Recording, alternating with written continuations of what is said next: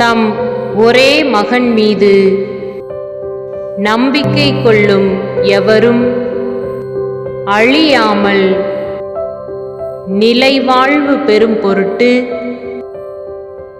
அந்த மகனையே அளிக்கும் அளவுக்கு கடவுள் உலகின் மேல் அன்பு கூர்ந்தார். தூய யோவான் எழுதிய பரிசுத்த நற்செய்தி 3வது அதிகாரம் 16வது இறை திருவசனம். தம் ஒரே மகன் மீது நம்பிக்கை கொள்ளும் எவரும் அழியாமல் நிலைவாழ்வு பெறும் பொருட்டு அந்த மகனையே அளிக்கும் அளவுக்கு கடவுள் உலகின் மேல் அன்பு கூர்ந்தார்.